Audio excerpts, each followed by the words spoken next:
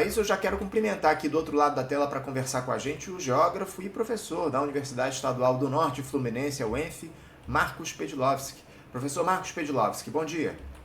Bom dia, Anderson. Bom dia aos teleouvintes, espectadores do Faixa Livre. É um prazer e sempre uma honra de estar no programa e poder conversar contigo. Eu que agradeço a tua presença aqui, viu, professor? Uma honra nossa aqui recebê-lo novamente no Faixa Livre para debater um assunto que eu julgo fundamental para o nosso país, que é o tema do meio ambiente. A gente tem falado muito nos últimos tempos no programa, professor, sobre essa possibilidade de termos um super El Ninho nesse ano de 2026 e parece que ele já se tornou uma realidade. Os primeiros sinais do El Ninho, que pode ser o mais devastador da história, já começaram a aparecer, de acordo com o boletim divulgado, o boletim Semanas do Instituto Clima Info, que reúne dados de agências e órgãos oficiais sobre chuvas secas, queimadas e outros indicadores. O aumento das chuvas lá no Rio Grande do Sul é compatível com esse padrão esperado do fenômeno. Na última semana de julho, mais de 84 mil pessoas em 171 municípios do estado do Rio Grande do Sul foram afetadas. Esse é um padrão cujos efeitos são historicamente associados ao El Ninho. De acordo com os dados coletados, o Sul costuma ser a primeira região do país a sentir os efeitos do fenômeno, ainda na primavera, que foi a estação do ano aqui, aliás, a estação do ano próxima que a gente vai ter aqui no nosso país. Professor,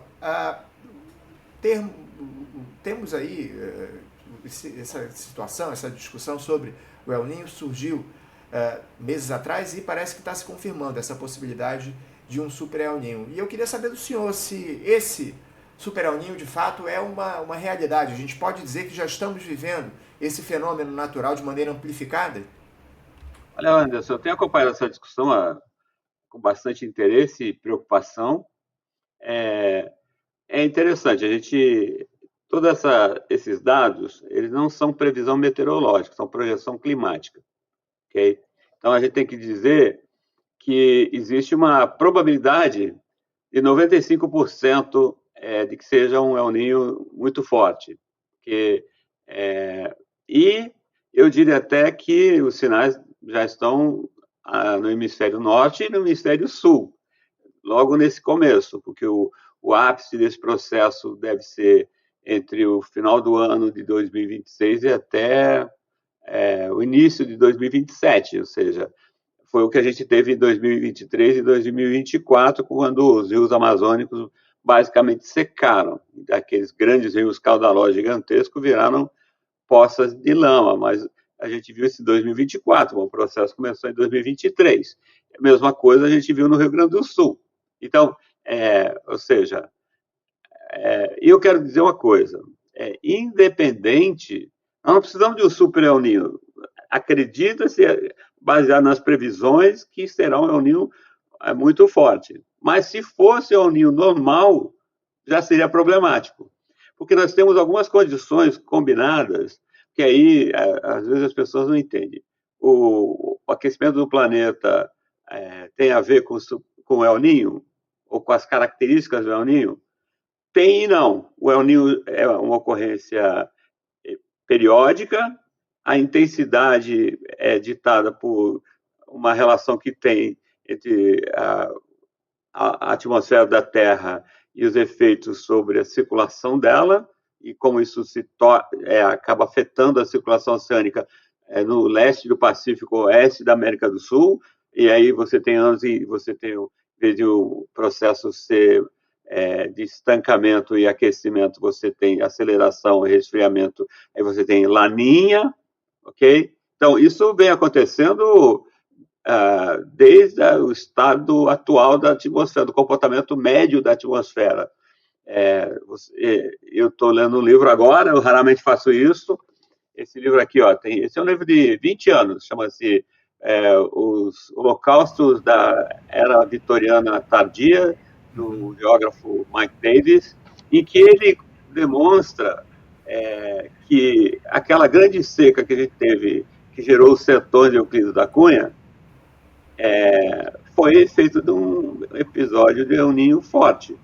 Então, e que afetou e causou no século XIX, a morte de entre 30 e 50 milhões de pessoas no mundo, numa população de 1,5 bilhão.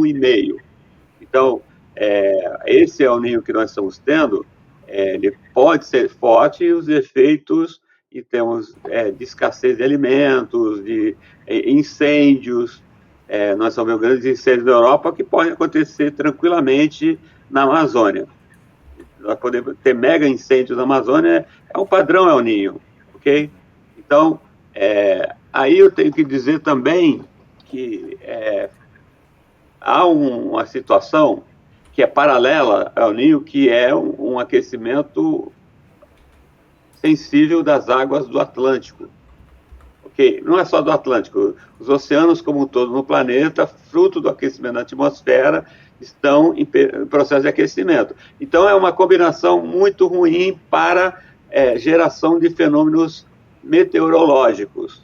Então, o que a gente está vendo no Sul é padrão El Niño, mas a aceleração e intensificação tem a ver com o comportamento das águas oceânicas, que estão mais aquecidas. Então, tudo isso, Anderson, está demonstrado pela ciência, não é previsão meteorológica, ou seja, a previsão meteorológica opera na base de 24 horas, que a gente tem um ciclone extratropical se formando no sul do Brasil, vai estar caminhando, a gente sabe que vai afetar o Rio de Janeiro, talvez no sábado e no domingo.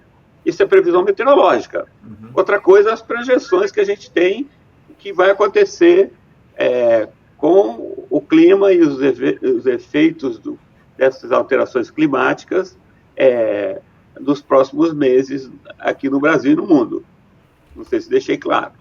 Sem dúvida alguma, ficou muito claro, professor. E cada vez mais a preocupação aumenta diante desse cenário que o senhor muito bem expõe aqui para a gente. Professor, o senhor citou o aquecimento do Pacífico, das águas do Pacífico. Só para lembrar aqui aos nossos espectadores, as águas superficiais do Oceano Pacífico já atingiram uma temperatura de 1,8 graus centígrados, um ritmo de aquecimento acima da média histórica para essa época do ano. O modelo europeu, o ECMWF, projeta um pico acima de 3 graus Celsius entre setembro e dezembro, com metade das simulações apontando para algo perto de 3,3 graus Celsius. O que é que isso representa, professor, quando a gente fala em aquecimento global? Que tipo de consequências essa temperatura alta do Oceano Pacífico produz, para além, obviamente, desse fenômeno do El Niño? Eu queria que o senhor explicasse um pouco melhor aqui para os nossos espectadores. Olha só, Anderson, a gente tem que entender que não são fenômenos separados e não são fenômenos lineares, que a gente gosta de pensar um mais um. Não, a natureza, especialmente a atmosfera, não funciona linearmente. Agora, nós temos, primeiro, uma situação. A atmosfera da Terra está aquecendo. E aquecendo muito mais rápido do que se imaginava. Os cientistas estão tentando entender por que está aquecendo tanto. Inclusive, tem hipótese que o fato de diminuir a poluição tem contribuído.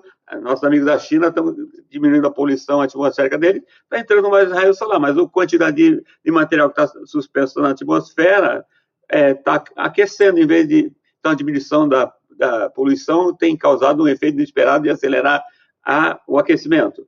Ok. Só para demonstrar como é difícil você ter uma explicação completamente livre de erros. Mas a verdade é que a atmosfera está aquecendo. E está aquecendo mais rápido que os modelos climáticos antecipavam. Combinado com isso, você tem o aquecimento dos oceanos. Porque eu lembro quando a gente começou. Eu sou um colateral nesse debate.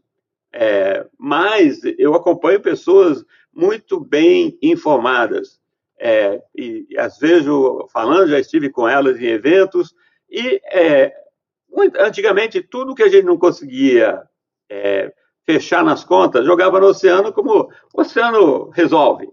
Só que ninguém esperava que fosse acidificar os oceanos, toda essa emissão de gases estufa muito carbono na estrutura vai para o oceano. Então, já tem áreas mortas do oceano por acidificação.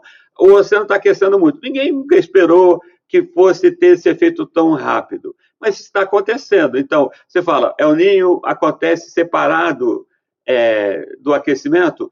Aconteceria que o aquecimento potencializa o El Niño. Então, ele já vai acontecer, mas dadas as condições que estão acontecendo, ele vai vir nesse episódio muito forte. Uma hipótese ele vai continuar vindo muito forte para as próximas repetições do ciclo? É uma hipótese.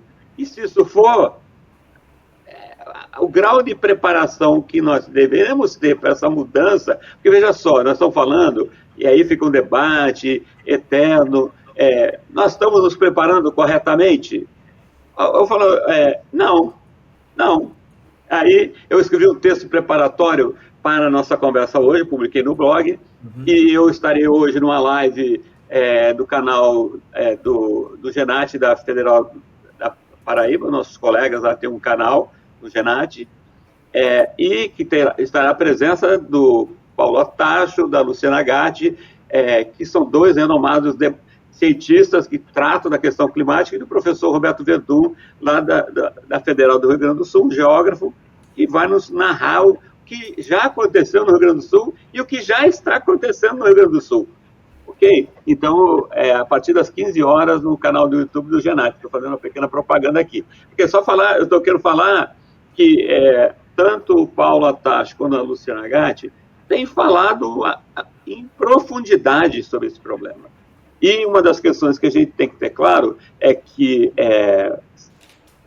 como o Mike Davis falou nesse livro, no século XIX, morreram em torno de 30 a 50 milhões de pessoas, não porque não houvesse condições de tratar do problema, mais precariamente do que hoje, mas tinha.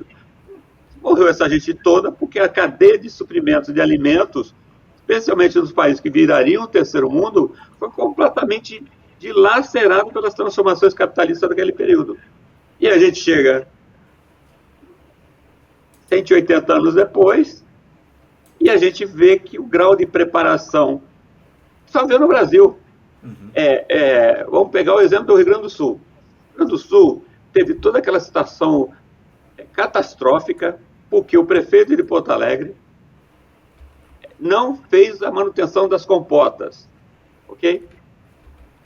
Balebô, colocou lá não sei aonde, eu sei, pagamento da dívida pública, priorizou o pagamento da dívida, veio a enchente, fez aquele estrago todo em Porto Alegre, principalmente nas áreas periféricas ocupadas pela população negra de Porto Alegre.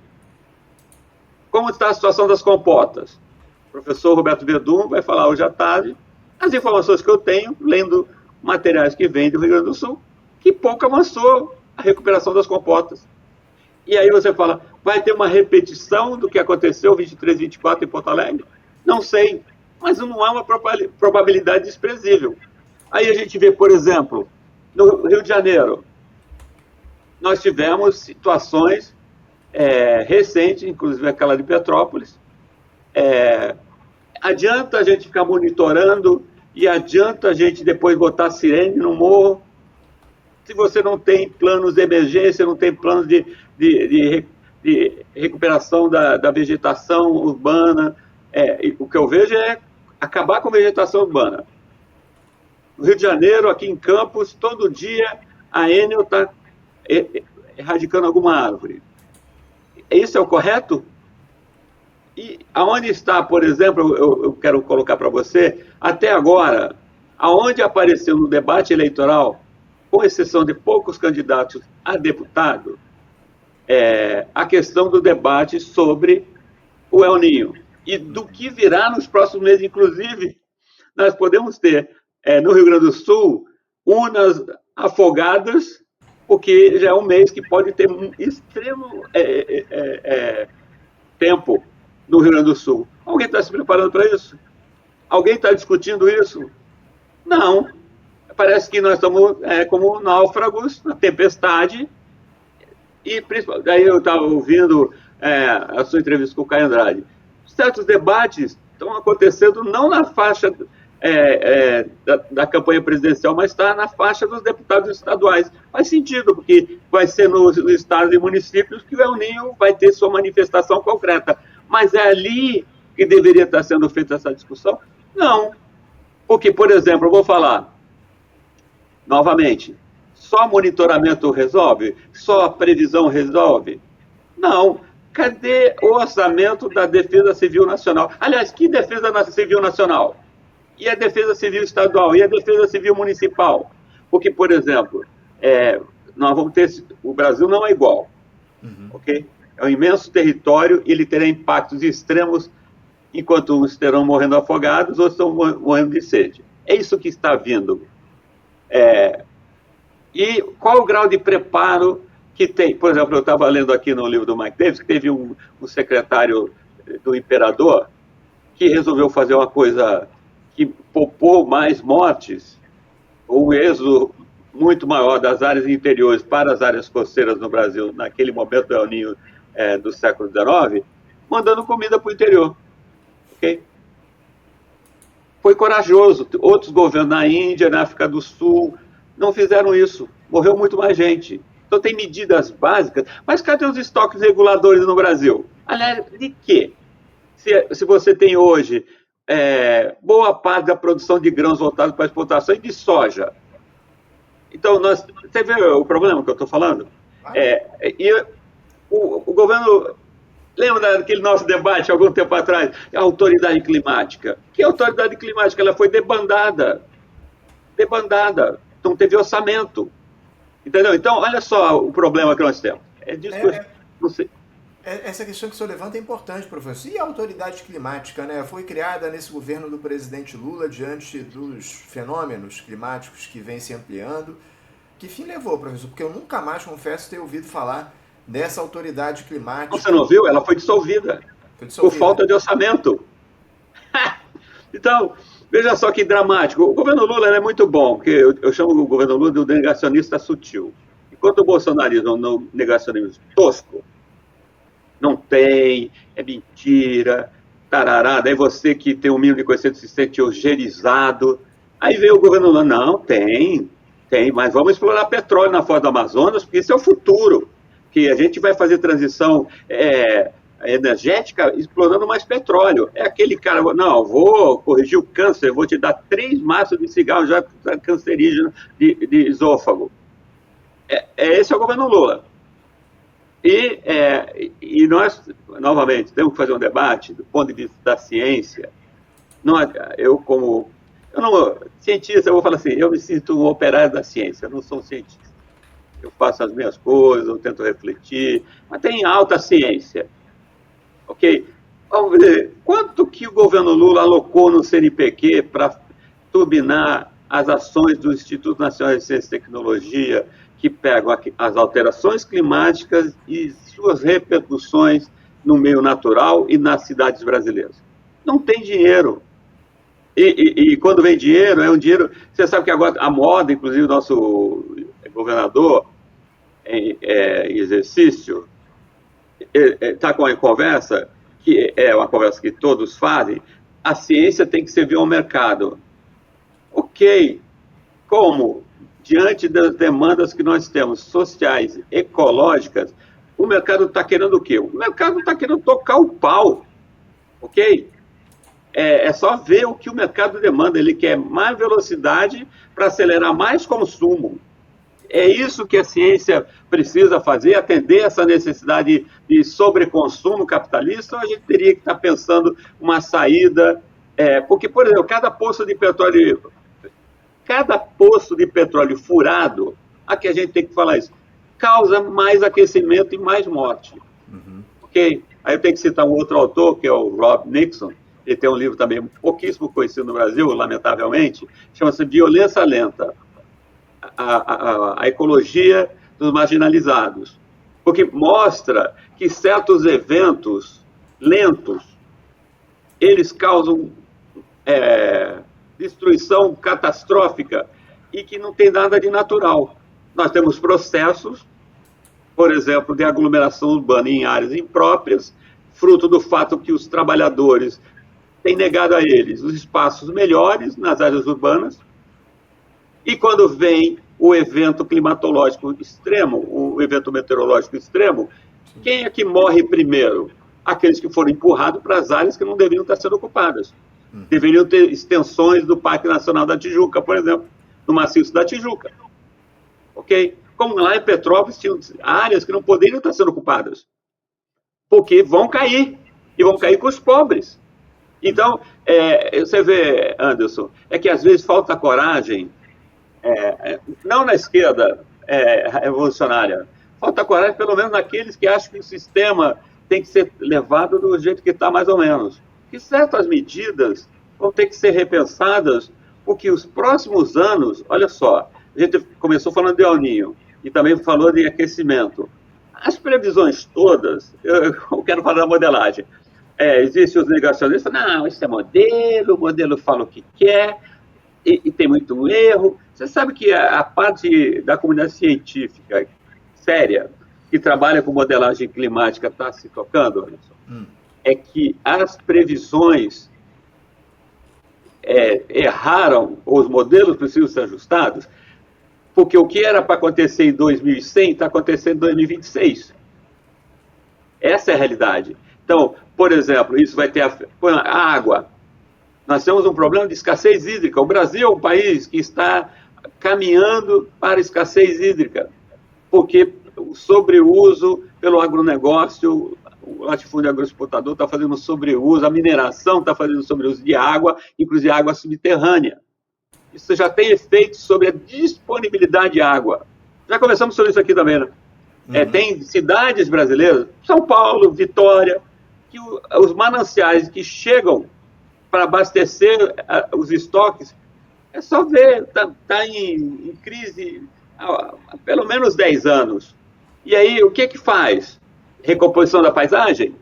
Menos sobreuso de água? Menos desperdício? Não, pelo contrário, é mais uso, é data center. Aí o Brasil quer ser... Enquanto nos Estados americanos, Virgínia, Flórida, Washington, Califórnia, estão querendo coibir a instalação de data center por causa de sobreconsumo de água.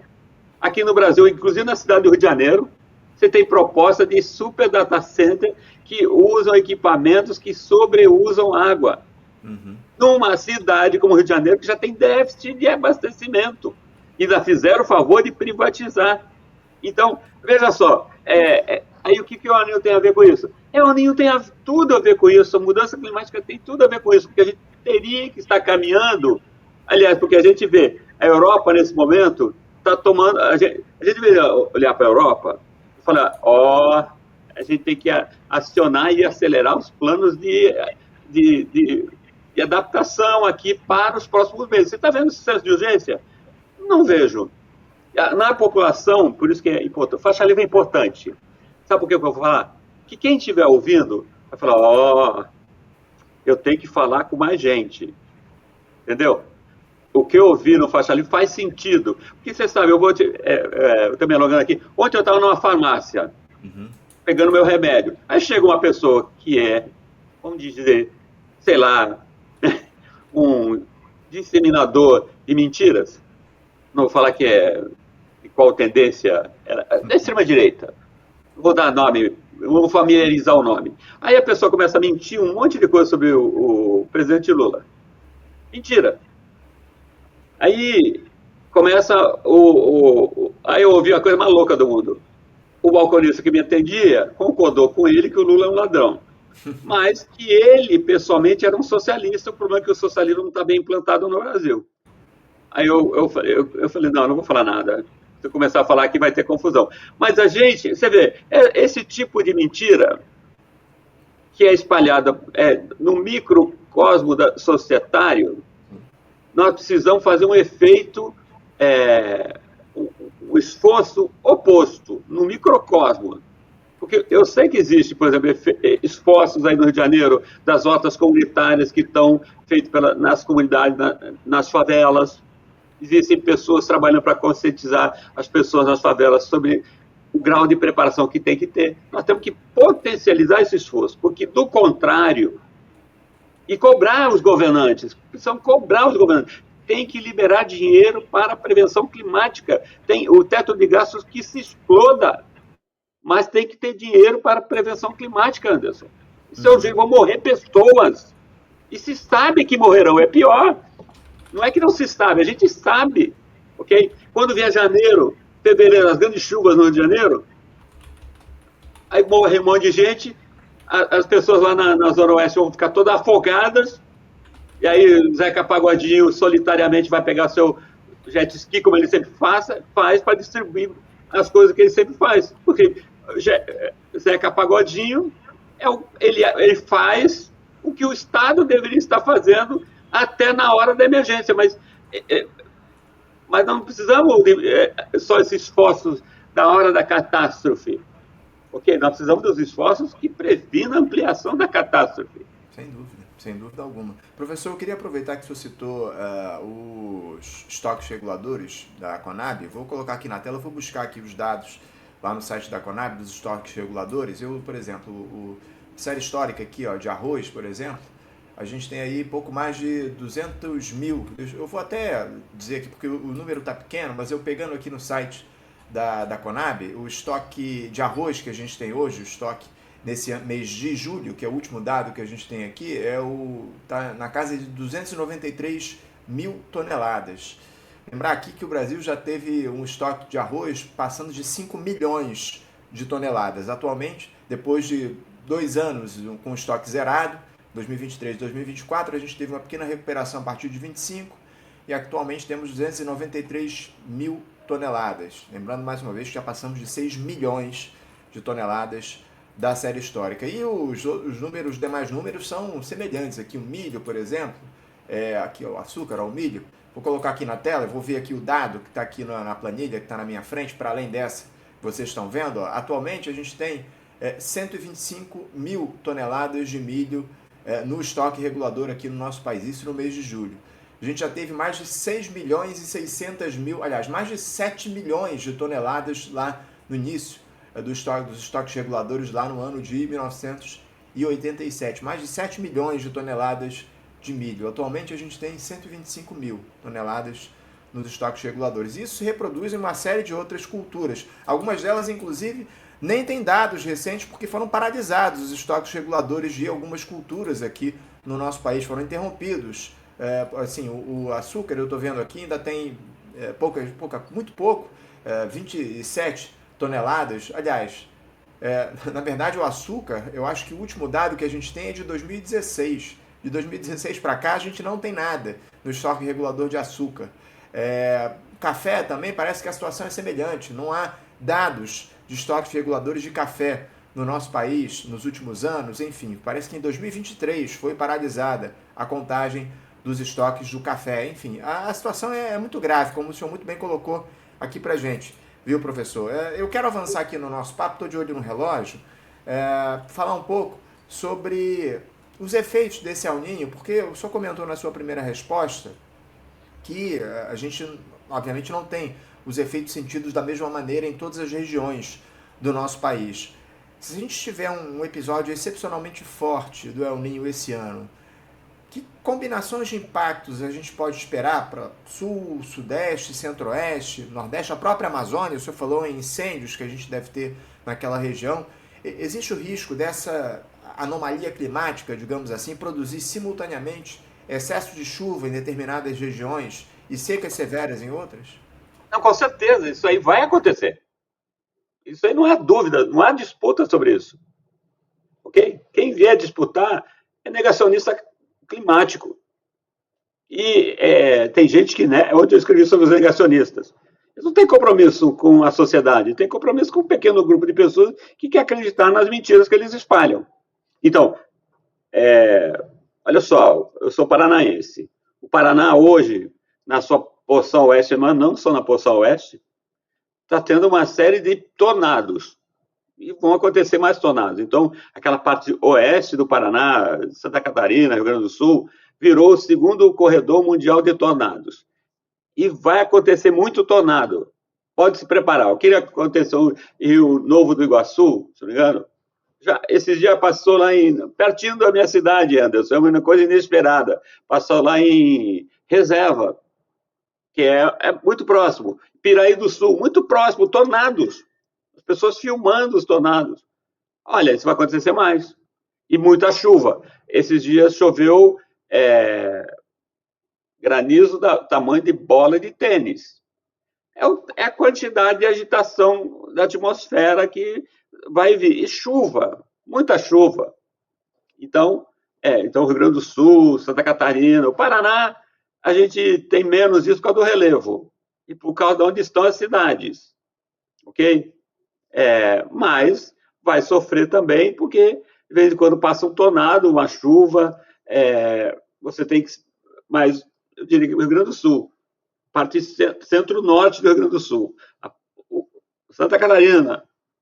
Aí, Santa Catarina, eu tenho que falar que eu estive no ano passado em Blumenau. Ali houve uma tentativa muito séria, acho que era uma obra do PAC, de ajustar o canal do rio para grandes enchentes. Isso também está acontecendo em todas as cidades. Adaptação, preparação. Aí essa parte molhada. Aí vai pegar um pouco de São Paulo. Aí vai ter um miolo que não vai alterar tanto, que é Minas Gerais, Mato Grosso do Sul, Rio de Janeiro. Vai ter chuva, mas não ser o Sul. Quando sobe, os modelos estão indicando seca extrema na Amazônia e seca aguda ou extrema também no Nordeste. Ok? Lá na Amazônia, pode esperar que deve ter uma estação forte de queimadas, incêndios, naturais ou induzidos. Então, porque a gente pensa que as mudanças climáticas atingem todos de forma igual. Não, até porque tem uma regulação dos sistemas e uma diferenciação, não é linear, tudo acontecerá da mesma forma.